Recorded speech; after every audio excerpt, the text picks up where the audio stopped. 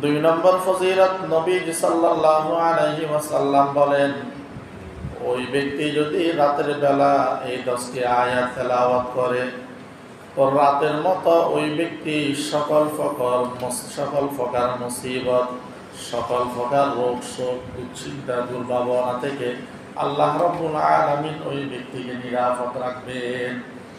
তো সূরা বাকারার এই 10টি আয়াত যদি আমরা তেলাওয়াত করি রাত্রিকালীন সময়ে, তো আল্লাহ রাব্বুল আলামিন আমাদেরকে সকল মুসিবত থেকে নিরাপদ রাখবেন। রোগ শোক, দুশ্চিন্তা, দুর্ভাবনা থেকে আল্লাহ রাব্বুল আলামিন আমাদেরকে কি করবেন? নিরাপদ দান করবেন।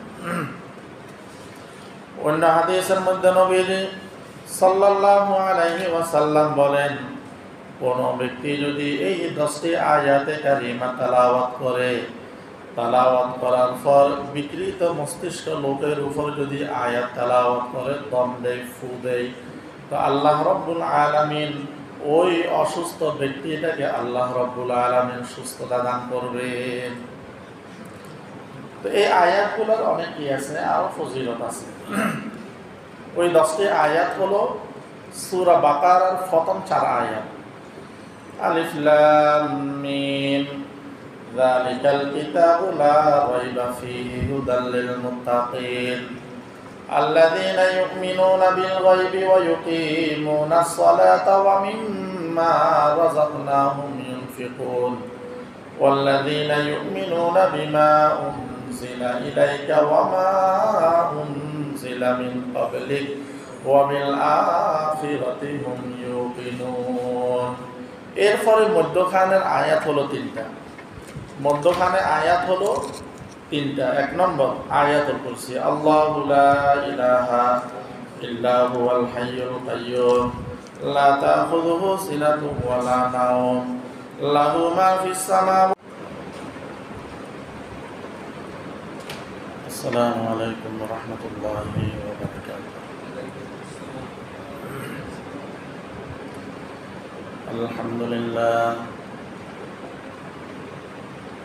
আলহামদুলিল্লাহ নাহমাদুহু ওয়া নাস্তাঈনুহু ওয়া নাস্তাগফিরুহু ওয়া নু'মিনু বিহি ওয়া নাতাওয়াক্কালু আলাইহি ওয়া নাউযু বিল্লাহি মিন শুরুরি আনফুসিনা ওয়া মিন সাইয়্যাতি আ'মালিনা।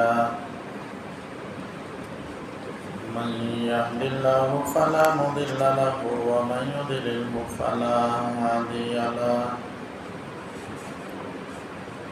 ونشهد أن لا إله إلا الله وحده لا شريك له ونشهد أن سيدنا وحبيبنا ومولانا محمدا عبده ورسوله صلى الله عليه وعلى آله وأصحابه وبارك وسلم. أما بعد فأعوذ بالله من الشيطان الرجيم. بسم الله الرحمن الرحيم. ألف لام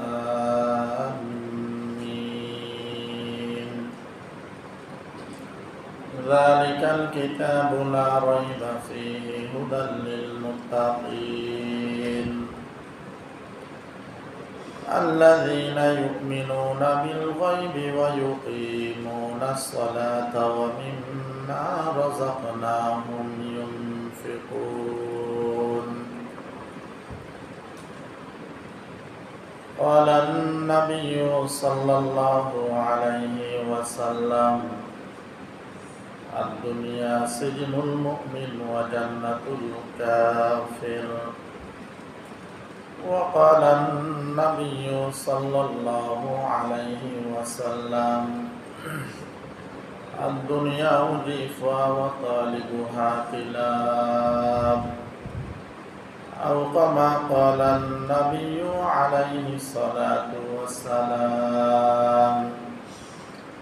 محمد شريف درود إبراهيم فري اللهم صل على محمد وعلى آل محمد كما صليت على إبراهيم وعلى آل إبراهيم إنك حميد مجيد اللهم بارك على محمد وعلى آل محمد كما باركت على إبراهيم وعلى آل إبراهيم إنك حميد مجيد الحمد لله محمد رب العالمين الدرباري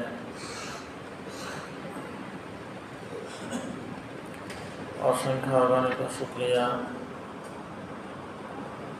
যে মহান রব্বুল আলামিন আমাদেরকে মুহররম মাসের 26তম তারিখ চতুর্থতম জুমার নামাজ পড়ার উদ্দেশ্যে মসজিদে আসার বসার যা যতটুকু সম্ভব হয়েছে প্রতি জুমার নিয়ে সংক্ষিপ্ত সময় কিছু কথা বলার নিয়তে শোনার নিয়তে আল্লাহ রাব্বুল আলামিন আমাদেরকে একত্রিত হওয়ার তৌফিক দান করেছেন। এই জন্য মহান রব্বুল আলামিনের দরবারে আমরা শুকরিয়া আদায় করি আলহামদুলিল্লাহ। লাখ কোটি দরুদ ও সালামের হাদিয়া তাজদার মদিনা সাইয়্যিদুল মুরসালিন ইমামুল আম্বিয়া খাতামুন নবিয়্যিন রাহমাতুল লিল আলামিন শাফিউল মুজনিবিন সাহেব কাউসার জনাব মুহাম্মদুর রাসূলুল্লাহ সাল্লাল্লাহু আলাইহি ওয়াসাল্লাম। আমি খুতবা শুরুতে কুরআনুল কারীমের সূরা বাকারার শুরুতে কয়েকটি আয়াত কারীমা তেলাওয়াত করেছি। রাসূলুল্লাহ সাল্লাল্লাহু আলাইহি ওয়াসাল্লামের অসংখ্য অগণিত হাদিস শরীফ থেকে ছোট্ট দুইটি হাদিস শরীফ তেলাওয়াত করেছি। আল্লাহ রাব্বুল আলামিন তৌফিক দান করলে কোরআন এবং হাদিসের আলোকে আমাদের উপকার হয় এমন কিছু কথা বলার নিয়ত করেছি। ওয়া মা তৌফিক ইল্লা বিল্লাহ। কোরআনুল কারীমের মধ্যে সর্ববৃহৎ যে সূরা, সেই সূরাটির নাম হইল সূরাতুল বাকারা। কোরআনের মধ্যে সবচাইতে বড় সূরা হইল সূরা বাকারা। নবীজি সাল্লাল্লাহু আলাইহি ওয়াসাল্লাম বলেন, তোমরা সূরা বাকারা তিলাওয়াত করো। সূরা বাকারা তিলাওয়াত করলে লাভ হইল এই সূরার মাধ্যমে বরকত লাভ হয়। যারা এই সূরা বাকারা তিলাওয়াত করবে তারা এই সূরা তিলাওয়াতের মাধ্যমে বরকত লাভ করবেন। আর যারা এই সূরা তেলাওয়াত করবেন না তাদের জন্য অনুতাপ এবং দুর্ভোগের কারণ হবে।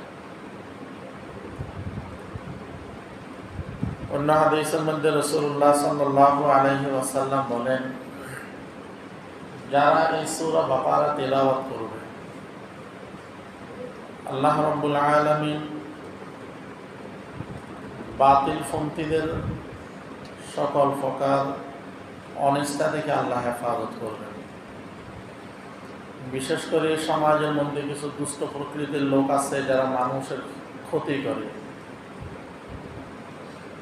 জাদুর মাধ্যমে বিভিন্ন বৈদ্যদের দ্বারা দাঁড়িয়ে গিয়ে মানুষের ক্ষতি করার চেষ্টা করে।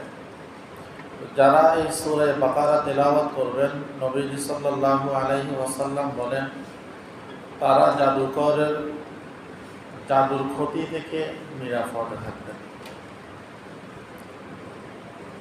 নবীজি সাল্লাল্লাহু আলাইহি ওয়াসাল্লাম সূরা বাকারাকে সিনামুল কোরআন, জারওয়াতুল কোরআন বলেছেন। সিনামুল কোরআন এবং জারওয়াতুল কোরআন বলার উদ্দেশ্য হইল যে কোনো জিনিসের মধ্যে একটা উৎকৃষ্ট একটা জিনিস থাকে, বস্তু থাকে। একটা গরু জবাই করলে গরুর মধ্যে কোন গোস্তটা আমাদের কাছে সবচাইতে বেশি পছন্দনীয়, কোন গোস্তটা বেশি আমাদের কাছে দামি, এইভাবে প্রতিটা বস্তুর মধ্যে সবচাইতে দামি একটা অংশ থাকে। তো নবীজি সাল্লাল্লাহু আলাইহি ওয়াসাল্লাম বলেন যে সূরা বাকারা হইল কুরআনুল কারীমের উৎকৃষ্ট একটা অংশ, একটা সূরা। এবং বিশেষ করে সূরা বাকারার মধ্যে এমন একটা আয়াতে কারিমা আছে যেটার কারণে সূরা বাকারাটা দামি হয়ে গেছে। এবং ওই আয়াতের মতো দ্বিতীয় আর কোনো ফজিলতপূর্ণ আয়াত এই সূরার মধ্যে নাই, বা কোরআনুল কারীমের মধ্যে নাই। ওই আয়াতটা হইল আয়াতুল কুরসি। ওই আয়াতের নাম হলো আয়াতুল কুরসি। আয়াতুল কুরসির ফজিলত আমরা আগে অনেক আলোচনা করেছি। বিশেষ করে একটা ফজিলত বলি, সেটা হইল নবীজি সাল্লাল্লাহু আলাইহি ওয়াসাল্লাম বলেন, কোনো ব্যক্তি যদি ফরজ নামাজের সালাম ফিরানোর পর, কোনো ব্যক্তি যদি ফরজ নামাজের পরে আয়াতুল কুরসি পাঠ করে, তো ওই ব্যক্তি এবং জান্নাতের মধ্যখানে ব্যবধান হইল তার নেই। অর্থাৎ ওই ব্যক্তি মৃত্যুবরণ করতে দেরি হবে, জান্নাতে যাইতে দেরি হবে না। এই জন্য আমরা যারা আয়াতুল কুরসি জানি, আমরা চেষ্টা করব ফরজ নামাজের পরে একবার অন্তত আয়াতুল কুরসি তেলাওয়াত করার জন্য। আয়াতুল কুরসি কি? আল্লাহু লা ইলাহা ইল্লা হুয়াল হাইয়ুল কাইয়্যুম। যারা আমরা পড়তে জানি, 40টা হরফের বিনিময়ে আল্লাহ রাব্বুল আলামিন 10টা করে নেকি দান করবেন। আল্লাহু লা ইলাহা ইল্লা হুয়াল হাইয়ুল কাইয়্যুম লা তাখুযুহু সিনাতুন ওয়া লা নাওম লাহু মা ফিস সামাওয়াতি ওয়া মা ফিল আরদ মান যাল্লাযী ইয়াশফা'ু 'ইনদাহু ইল্লা বিইযনিহি ইয়া'লামু মা বাইনা আইদিহিম ওয়া মা খালফাহুম ওয়া লা ইউহীতুনা বিশাইইন মিন 'ইলমিহি ইল্লা বিমা শাআ ওয়াসি'a কুরসিয়্যুহুস সামাওয়াতি ওয়াল আরদ ওয়া লা ইয়াউদুহু হিফযুহুমা ওয়া হুয়াল 'আলিয়্যুল 'আযীম। আমার আপনার নবী মুহাম্মদুর রাসূলুল্লাহ সাল্লাল্লাহু আলাইহি ওয়াসাল্লাম বলেন, কোন ব্যক্তি যদি ফরজ নামাজের পরে এই আয়াতুল কুরসিটা একবার তেলাওয়াত করে, ওই ব্যক্তি মৃত্যুবরণ করতে দেরি হবে, জান্নাতে প্রবেশ করতে দেরি হবে না। সুবহানাল্লাহ। এই জন্য এই আয়াতুল কুরসির কারণে আল্লাহ রাব্বুল আলামিন সূরা বাকারার সম্মান আরো বাড়ায় দিয়েছে। আয়াতুল কুরসির আর অনেক ফজিলত আছে। নবীজি সাল্লাল্লাহু আলাইহি ওয়াসাল্লাম বলেন, কোন ব্যক্তি যদি ঘুমানোর সময় এই আয়াতুল কুরসি তেলাওয়াত করে ঘুমায়, আল্লাহ রাব্বুল আলামিন ফেরেশতা নিযুক্ত করে দিবেন। ওই ফেরেশতা রাতভর আয়াতুল কুরসি যিনি পাঠ করেছেন তাকেও পাহারাদারি করবেন এবং তার মাল দৌলতগুলো পাহারাদারি করবে। সুবহানাল্লাহ। এইভাবে আয়াতুল কুরসির আরো অনেক ফজিলত আছে, আমরা সেই দিকে না যাই। এরপরে নবীজি সাল্লাল্লাহু আলাইহি ওয়াসাল্লাম বলেন, কোন ব্যক্তি যদি সূরা বাকারার 10টি আয়াত আছে ফজিলতপূর্ণ, এই 10টি আয়াত যদি কোনো ব্যক্তি তেলাওয়াত করে, তো ওই ব্যক্তির ঘরে শয়তান প্রবেশ করতে পারবে না। কোনো ব্যক্তি যদি রাত্রে যদি নিয়মিত কোরআনের এই 10টি আয়াত তেলাওয়াত করে, তো 1 নম্বর হলো ওই ব্যক্তির ঘরে শয়তান প্রবেশ করতে পারবে না। 2 নম্বর ফজিলত, নবীজি সাল্লাল্লাহু আলাইহি ওয়াসাল্লাম বলেন, ওই ব্যক্তি যদি রাতের বেলা এই 10টি আয়াত তেলাওয়াত করে, তো রাতের মতো ওই ব্যক্তি সকল প্রকার মুসিবত, সকল প্রকার রোগ শোক, দুশ্চিন্তা, দুর্ভাবনা থেকে আল্লাহ রাব্বুল আলামিন ওই ব্যক্তিকে নিরাপদ রাখবেন। তো সূরা বাকারার এই 10টি আয়াত যদি আমরা তেলাওয়াত করি রাত্রিকালীন সময়ে, তো আল্লাহ রাব্বুল আলামিন আমাদেরকে সকল মুসিবত থেকে নিরাপদ রাখবেন। রোগ শোক, দুশ্চিন্তা, দুর্ভাবনা থেকে আল্লাহ রাব্বুল আলামিন আমাদেরকে কি করবেন? নিরাপদ দান করবেন। অন্য হাদিসের মধ্যে নবীজি সাল্লাল্লাহু আলাইহি ওয়াসাল্লাম বলেন, কোনো ব্যক্তি যদি এই 10টি আয়াতে কারিমা তেলাওয়াত করে, তেলাওয়াত করার পর বিকৃত মস্তিষ্ক লোকের উপর যদি আয়াত তেলাওয়াত করে, দম দেয়, ফু দেয়, তো আল্লাহ রাব্বুল আলামিন ওই অসুস্থ ব্যক্তিটাকে আল্লাহ রাব্বুল আলামিন সুস্থতা দান করবেন। তো এই আয়াতগুলোর অনেক কি আছে, আরো ফজিলত আছে। ওই 10টি আয়াত হলো সূরা বাকারার প্রথম 4 আয়াত। আলিফ লাম মিম যালিকাল কিতাবু লা রাইবা ফীহি হুদাল লিল মুত্তাকিন আল্লাযীনা ইউমিনুনা বিল গায়বি ওয়া ইউকিমুনাস সালাতা ওয়া মিম্মা রাযাকনাহুম ইউনফিকুন ওয়াল্লাযীনা ইউমিনুনা বিমা উনজিলা ইলাইকা ওয়া মা উনজিলা মিন ক্বাবলিক ওয়া বিল আখিরাতি হুম ইউকিনুন। এরপরে মধ্যখানের আয়াত হলো 3টা। মধ্যখানে আয়াত হলো 3টা। 1 নম্বর আয়াতুল কুরসি, আল্লাহু লা ইলাহা ইল্লা হুয়াল হাইয়ুল কাইয়্যুম লা তাখুযুহু সিনাতুন ওয়া লা নাওম লাহু মা ফিস সামাওয়াতি ওয়া মা ফিল আরদ মান যাল্লাযী ইয়াশফা'ু ইনদাহু ইল্লা বিইذনিহি ইয়ালামু মা বাইনা আইদিহিম ওয়া মা খালফাহুম ওয়া লা ইউহিতুনা বিশাইইন মিন ইলমিহি ইল্লা বিমা শাআ ওয়াসি'a কুরসিয়্যুহুস সামাওয়াতি ওয়াল আরদ ওয়া লা ইয়াউদুহু হিফযুহুমা ওয়া হুয়াল আলিয়্যুল আযীম। এরপরের আয়াত হলো আয়াতুল কুরসির পরের 2 আয়াত, লা ইকরাহা ফিদ-দীন قد تبين الرشد من الغي فمن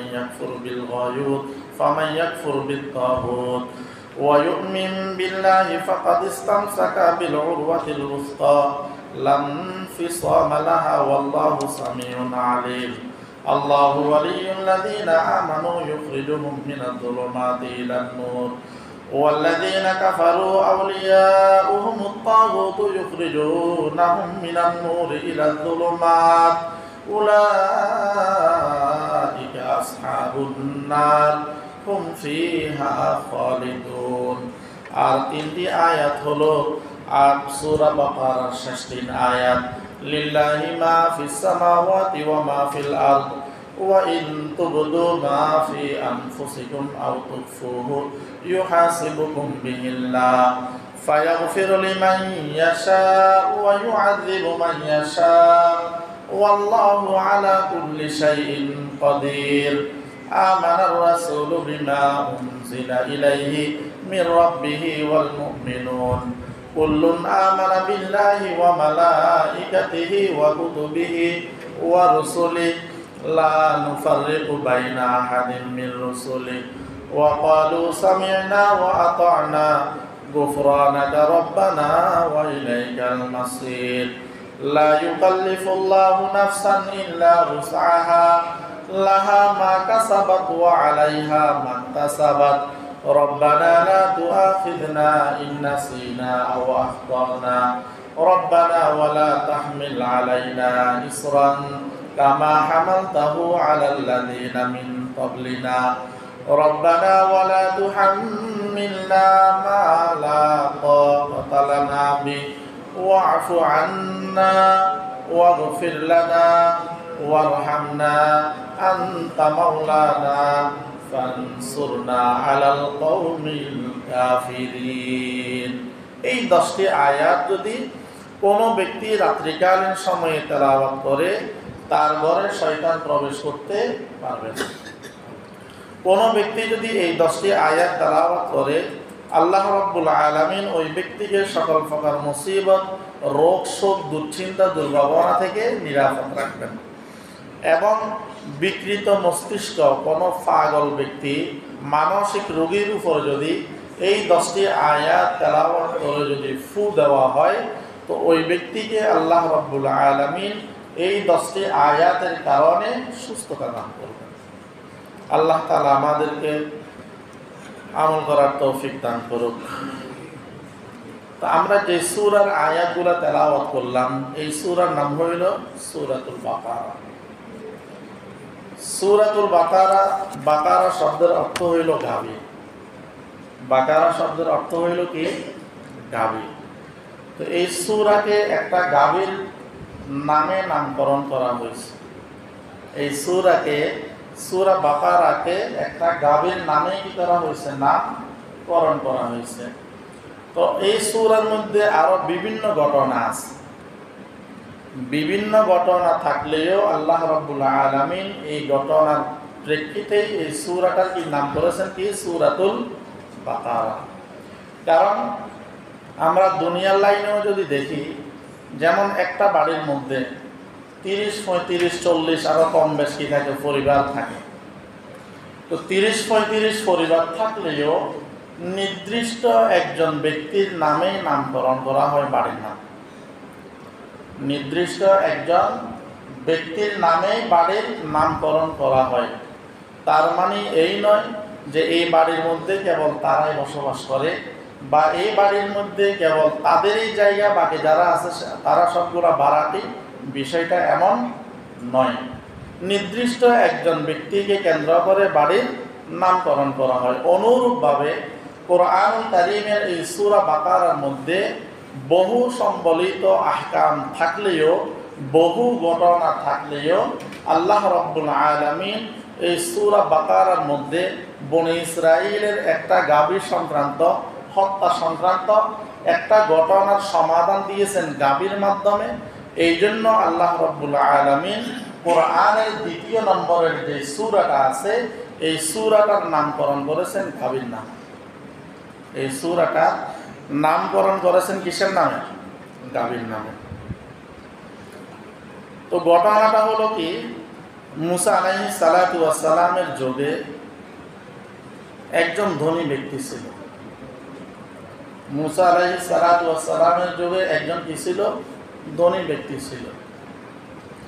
এখন ধনী ব্যক্তিটার অনেক অর্থ সম্পদ, কিন্তু তার ঘরে কোনো ছেলে সন্তান নাই।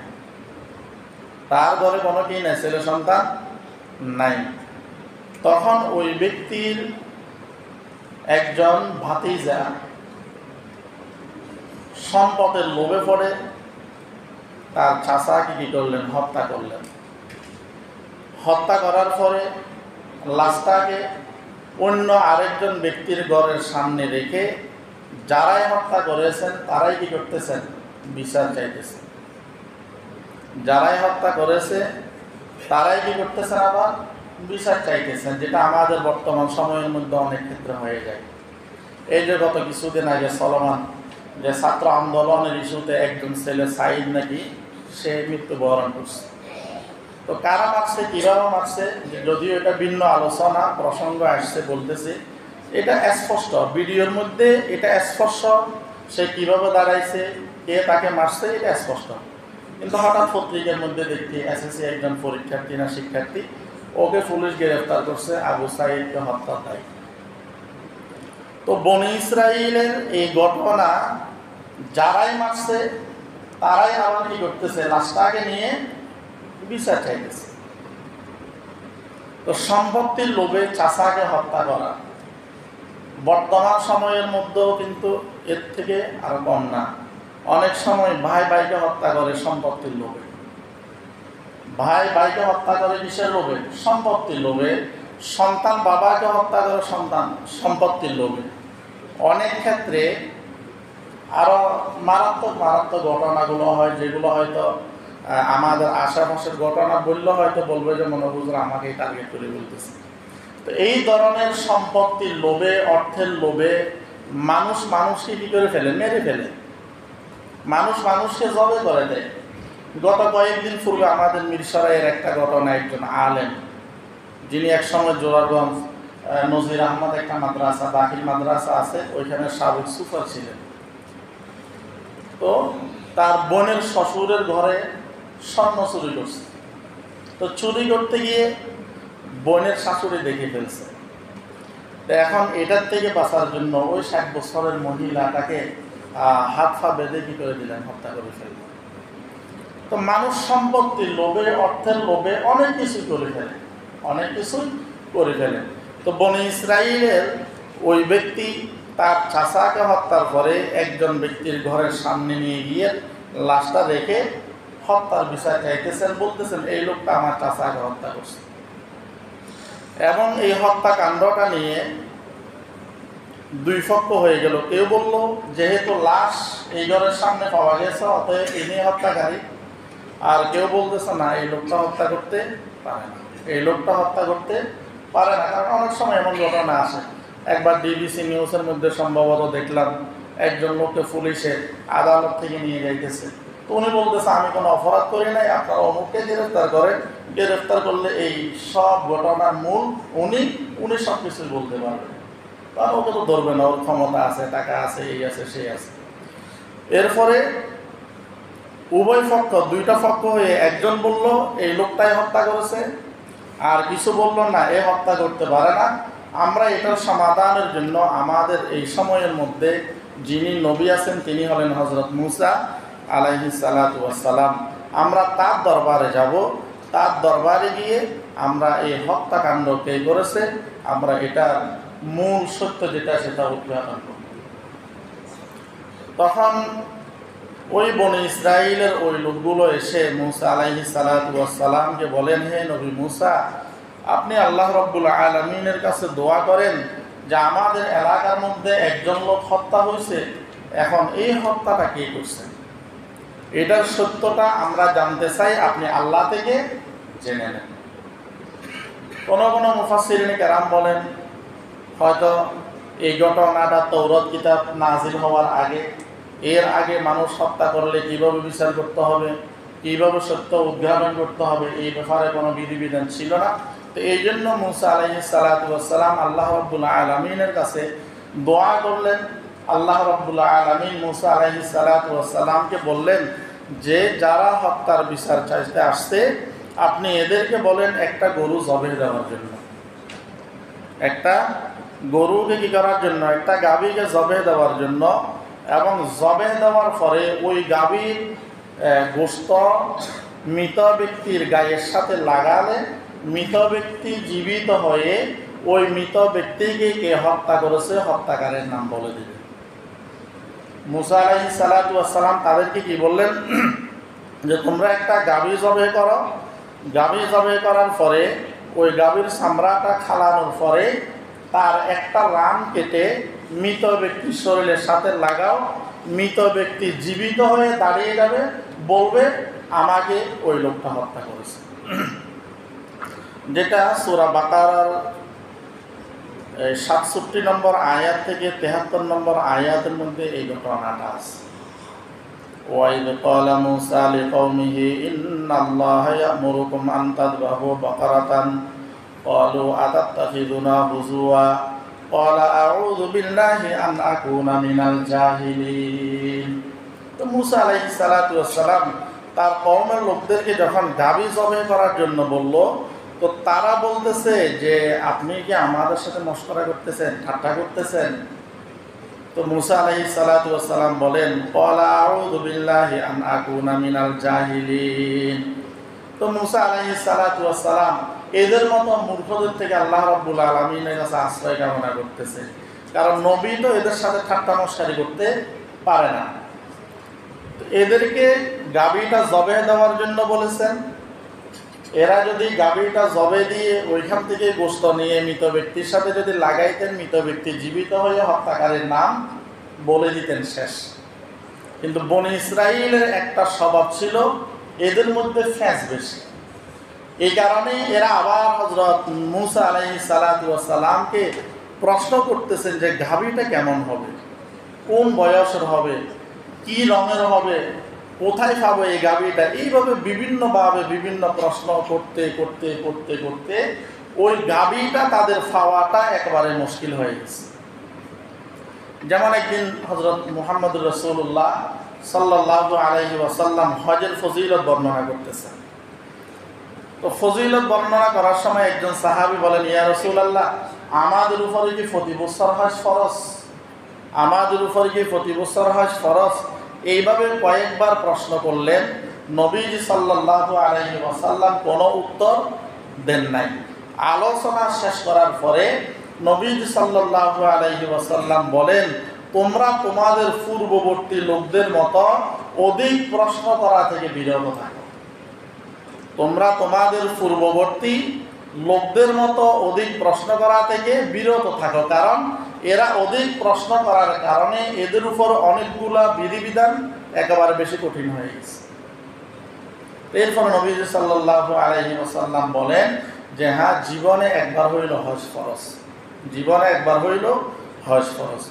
তো মুসা আলাইহিস সালাতু ওয়াস সালাম এদেরকে বলার পরে এরা যদি এতটুকুই করতো, গাভী জবাই করে গোশত নিয়ে মৃত ব্যক্তির সাথে লাগাইতো এবং ও জীবিত হওয়ার পর যদি প্রশ্ন করত তোমাকে কে হত্যা করেছে, তো সে বলে দিত আমাকে আমার ভাতিজা হত্যা করেছে, এতটুকু কি হয়ে যেত, শেষ হয়ে যেত। এরপর এরা বনি ইসরাইল মুসা আলাইহিস সালাতু ওয়াস সালামকে আবার বলেন ক্বালু উদউ লানা রাব্বাকা ইউবায়্যিন লানা মা হিয়া ক্বালা ইন্নাহু ইয়াকুলু ইন্নাহা বাকারাতুন লা ফারিদুন ওয়ালা বিকরুন আওয়ানুন বাইনা যালিক ফাফআলু মা তুমারুন। এরা প্রশ্ন করলেন যে গাভীটা কেমন হবে, কোন বয়সে হবে? তো মুসা আলাইহিস সালাতু ওয়াস সালাম এদেরকে বলেন গাভীটা একেবারে ছোটও না, একেবারে বৃদ্ধও না, একেবারে বৃদ্ধও না, একেবারে ছোটও না, মধ্যম বয়সী, যেটা মধ্যম বয়সী এমন গাভী তোমরা কি করো, জবাই করো।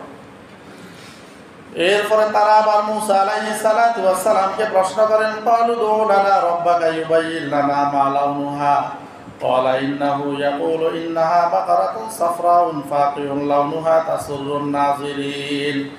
এরপরে তারা আবার মুসা আলাইহিস সালাতু ওয়াস সালামকে বলেন হে নবী মুসা, আপনি যে গাভীটা জবাই দেওয়ার জন্য বলেছেন বয়স তো আমরা বুঝলাম, কিন্তু এই গাভীটার কালার কি হবে আমাদেরকে একটু জানিয়ে দিন। তো মুসা আলাইহিস সালাতু ওয়াস সালাম বলেন ইন্নাহা বাকারাতুন সাফরা ফাকিহুল লাউনুহা তাসুরুন নাযিরিন। তোমরা এমন গাভী জবাই করো যে গাভীটার রং হবে হলুদ এবং যে গাভীর রংটা হবে উজ্জ্বল গাঢ়, হলুদের মধ্যে উজ্জ্বল গাঢ়, এবং যে গাভীটা মানুষ দেখলে মানুষের নজরকে আকর্ষণ করে এমন রঙের গাভীটা তোমরা কি করো, জবাই করো। এরপরে তারা আবার প্রশ্ন, এরপরে তারা হযরত মুসা আলাইহিস সালাতু ওয়াস সালামকে আবার প্রশ্ন করতেছেন ক্বালু উদউ লানা রাব্বাকা ইউবায়্যিন লানা মা হিয়া ইন্নাল বাকারাতা তাশাবাহা আলাইনা ওয়া ইন্না ইনশাআল্লাহু লামুহতাদুন। তো এরা বললেন যে মুসা আলাইহিস সালাতু ওয়াস সালামকে বললেন যে হ্যাঁ, এমন গাভী, যেটা এমন গাভীর কথা বলেছেন মুসা আলাইহিস সালাতু ওয়াস সালাম যে গাভীটা দিয়ে কখনো হাল চাষ হয়নি, যে গাভীটা কখনো ফানে আনা নেয়ার কাজেও ব্যবহার হয় নাই, এমন নিখুঁত একেবারে সুস্থ একটা গাভীকে তোমরা কি করতে হবে, জবাই করতে হবে। লম্বা ঘটনা। তো সর্বশেষ এরা এখন গাভী তালাশ করতেছেন। গাভী তালাশ করতে করতে এরা গাভীটা পাইছেন, কীভাবে পাইছেন সেটাও আলোচনা ভিন্ন জায়গার মধ্যে আছে। যে একজন বনি ইসরাইলের মধ্যে সৎ ব্যক্তি ছিল, তো ওই সৎ ব্যক্তিটা মৃত্যুর সময় তাদেরকে একটা গাভী, তার স্ত্রী সন্তানদেরকে একটা গাভী দিয়ে গেছেন, তার স্ত্রী সন্তানদেরকে একটা গাভী দিয়ে গেছেন, এবং তাদের সন্তানটা বড় হওয়ার পরে সে পাহাড় থেকে কাটতো, কিন্তু গাভীটা নির্ধারিত একটা জায়গার মধ্যে ছিল। তো উনি এমন ব্যক্তি ছিলেন যার কারণে আল্লাহ রাব্বুল আলামিন ওই গাভীটাকে উনার এবং উনার পরিবারের জন্য সংরক্ষণ করেছেন। তো ও সবসময় কী করতেন, পাহাড় থেকে কাটতেন, সেগুলো বিক্রি করতেন, বিক্রি করার পর 3 ভাগ করতেন, 1 ভাগ নিজের জন্য, 1 ভাগ মায়ের জন্য, আর 1 ভাগ আল্লাহর রাস্তায় কী করতেন, দান করতেন। এবং ইবাদতের ক্ষেত্রেও রাত্রকে সে 3 ভাগ করতেন। গাভীর মালিকের সন্তান রাত্রিকেও কী করতেন, 3 ভাগ করতেন, 1 ভাগ ঘুমানোর জন্য, 1 ভাগ মায়ের খেদমতের জন্য, আরেক ভাগ হইল ইবাদত করার জন্য। একদিন তার মা সন্তানকে বলতেছেন বাবা, এইভাবে কতদিন আর পাহাড় থেকে কাটবে, তোমার বাবা তো তোমার জন্য একটা সম্পদ রেখে গেছেন গাভী, ওই গাভীটা তুমি আনো, এনে ওই গাভীটা তুমি বিক্রি করে দাও, ওই গাভীটা তুমি বিক্রি করে দাও। এবং মা সন্তানকে বললেন যে তুমি অমুক জায়গার মধ্যে যাও, সেইখানে গিয়ে তুমি এইভাবে ডাকবে ইব্রাহিম আলাইহিস সালাম, ইসমাইল আলাইহিস সালাম, ইয়াকুব আলাইহিস সালাম, এদের নাম ধরে ধরে বলবে, এদের নাম ধরে বলবে ইব্রাহিম, ইসমাইল, ইয়াকুব আলাইহিস সালাতু ওয়াস সালামের রব আমার বাবা আমার জন্য যে গাভীটা রেখে গেছেন সেই গাভীটা যেন আমার কাছে এসে উপস্থিত হয়ে যায়। বলার সাথে সাথে ওই গাভীটা ওই ছেলেটার কাছে আসছে। আসার পর ওই গাভীটার গর্দান ধরে ওই যুবক ছেলেটা গাভীটাকে বাড়িতে নিয়ে যাওয়ার জন্য চাইতেছেন। আল্লাহ রাব্বুল আলামিন গাভীর জবান খুলে দিয়েছে। ওই গাভীটা বলতেছেন, হে যুবক, তুমি আমার উপরে আরোহণ করো, আমি তোমাকে বাড়িতে নিয়ে যাব। কিন্তু ওই যুবক মায়ের ভক্ত ছিলেন, মা যেহেতু বলেছেন ঘাট ধরে নিয়ে যাওয়ার জন্য, তখন ওই যুবক বলেন যে আমার মা আমাকে এইভাবে নিয়ে যাওয়ার জন্য বলেছেন, আপনার উপরে সাওয়ার হয়ে যাওয়ার জন্য তো আমাকে বলেন নাই। তখন ওই গাভীটা বলে, হে যুবক, তুমি তোমার মায়ের এমন বাধ্য সন্তান, তুমি যদি এখন ফাহাদকে যদি ডাক দিয়ে বলতে, ফাহাদ আমার সাথে চলো, ফাহাদও আল্লাহ রাব্বুল আলামিন তোমার হুকুমের গোলাম বানিয়ে দিতেন। ফাহাদও তোমার হুকুমের কি করতেন? গোলাম বানিয়ে দিতেন। কারণ আল্লাহ তো আমাদেরকে সৃষ্টি করেছেন তার ইবাদত করার জন্য, আর পৃথিবীর অন্যান্য যাহা কিছু আছে সব কিছু আমাদের গোলামের জন্য। এরপরে লম্বা ঘটনা, তখন ওই যুবক কী করলেন, ওই গাভীটাকে বাড়িতে নিয়ে গেলেন।